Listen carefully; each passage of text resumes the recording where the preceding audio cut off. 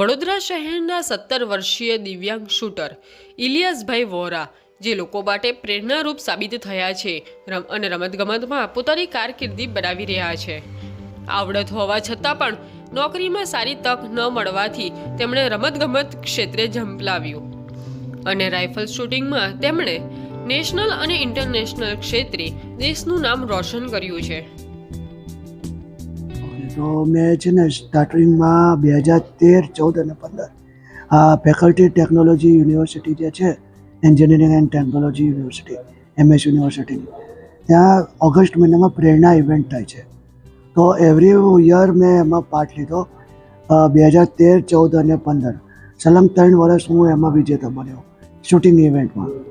તો મને લાગ્યું કે હવે હું શૂટિંગ ઇવેન્ટમાં આગળ વધી શકું એમ છું.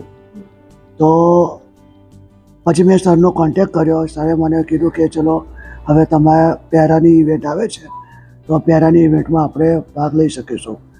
તો 2016 3 જાન્યુઆરી 2016થી મેં પ્રોફેશનલ શૂટિંગની પ્રેક્ટિસ બેઝિક લેવલ સ્ટાર્ટ કર્યું.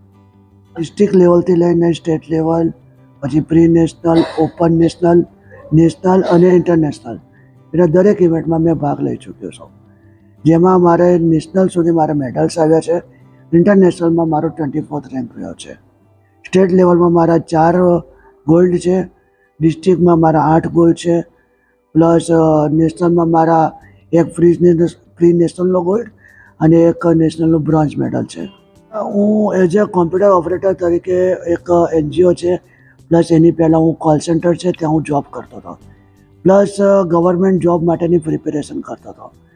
પણ અમુક જગ્યાએ મેં ઇન્ટરવ્યૂ આપવા જતો હતો ત્યાં મને મારી ડિસેબિલિટી જોઈને મને ના પાડી દેતા હતા કે તમારી ડિસેબિલિટી વધારે છે તો તમે આગળ નહીં આવી શકો, તમે નહીં કરી શકો, તો તમારા માટે જોબ નહીં કરી શકો. કેમકે એ લોકો મારું માઇન્ડ કે મારી કેપેબિલિટી નહોતા જોતા, મારી ફિઝિકલ સ્ટ્રેન્થ જોતા હતા. પછી મેં કીધું કે ના, હવે ચલો હવે કંઈક જોબ અને તો આ મારા માટે કપરું છે, મળવું મુશ્કેલ છે. કરી તો હું શકું પણ મળવું મુશ્કેલ છે. તો પછી મેં સ્પોર્ટ્સમાં ઝંપલાવ્યું. પહેલાં હું ટીમ ઇવેન્ટ એટલે કે ક્રિકેટમાં હતો, વ્હીલચેર ક્રિકેટ, પ્લસ મેં ઇન્ડિવિજ્યુઅલમાં મેં ચેસ, કેરમ, એમાં પણ મેં નેશનલ લેવલ સુધી ગયેલો છું. પણ મને એમાં કંઈક લાગ્યું નહીં કે આમાં હું કંઈક કરી શકીશ. હા, હું એમાં ચેમ્પિયન હતો, વાત અલગ છે, પણ મને જે જોઈતું હતું એ ત્યાં નહોતું મળતું. પછી મને ખબર પડી કે પેરાલિમ્પિક કમિટી ઓફ ઇન્ડિયા કરીને છે, જે સ્પેશિયલી પેરા પ્લેયર્સને આગળ વધારે છે અને એમાં સ્પોર્ટ્સ કોટામાં ઘણા બધા લાભ મળે છે. તો પછી એક પેરાલિમ્પિક કમિટી ઓફ ઇન્ડિયાના અંડરમાં આવતી રમતોનો મેં સર્વે કર્યો.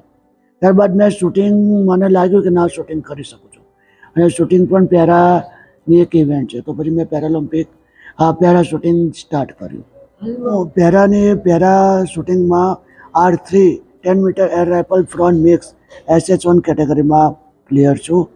અને હાલમાં જ ખેલો ઇન્ડિયા પેરા ગેમ્સ જે પ્રથમવાર ગવર્મેન્ટ દ્વારા, ભારત સરકાર દ્વારા, ખેલ મંત્રાલય દ્વારા યોજવામાં આવી, એમાં હું ગુજરાતનો એકમાત્ર રાઇફલ શૂટર જેમાં હું સિલેક્ટ થયો. અને ત્યાં મારી તબિયત નાદુરસ્ત હોવાના કારણે અમારો 9th રેન્ક આવ્યો. પરંતુ જો હું તબિયત મારી સારી હોત તો હું ટોપ લેવલ પર અને ગુજરાતને મેડલ અપાવવાની જરૂર કોશિશ કરત. ડેલીની મારી સવારે 10 વાગે આવી જાઉં છું, તે સાંજે 3:30-4 વાગ્યા સુધી પ્રેક્ટિસ કરું છું. મારો પ્લાન છે 2028 લોસ એન્જલસમાં પેરાલિમ્પિક યોજાવાની છે. એમાં ભારતને ગોલ્ડ મેડલ અપાવવાનું મારું સપનું છે અને જરૂર પૂરું થશે મારા થકી. પહેલું વર્ષ જ્યારે અહીંયા આવ્યા હતા ત્યારે ઘણું ટફ રહ્યું હતું, કેમ કે એમની જે ડિસેબિલિટી છે એ બહુ કોમ્પ્લિકેટેડ છે. એમના બંને હાથ એકદમ વળેલા છે, એમનું નેક એંગલમાં મૂવમેન્ટ નથી, એમની સ્પાઇન કોર્ડ પણ કર્વ છે. તો એના કારણે થઈને પોઝિશન બનાવવામાં અને કઈ કઈ જગ્યા પર એમને ડિસેબિલિટીની અંદર પાછી વધારે ઇન્જરી ના થાય એ વસ્તુને ધ્યાનમાં રાખીને એમની શૂટિંગની પોઝિશન બનાવવાની, તો આ બધું ઘણું ચેલેન્જિંગ હતું. એની જોડે જોડે જે IPC જે ઇન્ટરનેશનલ પેરાઓલિમ્પિક કમિટીની જે રૂલ બુક છે એ રૂલ બુકની અંદર મારે એમને તૈયાર કરવાના હતા કે આ જે એમની કીટ છે તેની થિકનેસ આટલી હોવી જોઈએ, એમનું જેકેટ નીચે ટચ ના થવું જોઈએ, એમની જે સીલિંગ છે હાથને ટચ ના થવી જોઈએ. તો આ બધા નિયમોની સાથે એક બજેટની અંદર મારે એમને તૈયાર કરવાના હતા. જેવી રીતે એમની જે વ્હીલચેર આવે છે સ્પેશિયલી ડિસેબલ શૂટર્સ માટે એ 2.5 થી 3 લાખની આવે છે.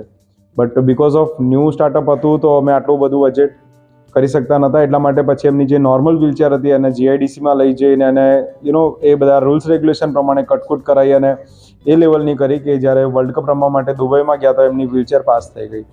પ્લસ એમની જે ડિસેબિલિટી હતી એની જોડે રોજ એક નવા ચેલેન્જની જોડે અમે ટ્રેનિંગ કરતા હતા. તો સ્ટાર્ટિંગમાં 1 વર્ષ ઘણું અઘરું રહ્યું હતું. બટ સ્ટીલ એ ચેલેન્જની જોડે અમે એમનું જોઈનિંગની અંદર વિધિન 11 મંથ એ વર્લ્ડ કપ રમીને આવતા રહ્યા હતા. એની અંદર વાત કરીએ તો એની અંદર એક ન્યૂ સ્ટાર્ટઅપ આખું થયું હતું. અને જેવી રીતે મેં કીધું ઇલિયાસભાઈ, તો એ વડોદરાના પ્રથમ ઇન્ટરનેશનલ લેવલના પ્લેયર હતા જે વડોદરાથી શૂટિંગની અંદર કોમ્પિટિશન્સ રમવા માટે ગયા હતા. અને સાથે સાથે ડિસેબલની અંદર એ ગુજરાત લેવલના એ પહેલા શૂટર છે જે ઇન્ટરનેશનલ રમવા માટે ગયા છે.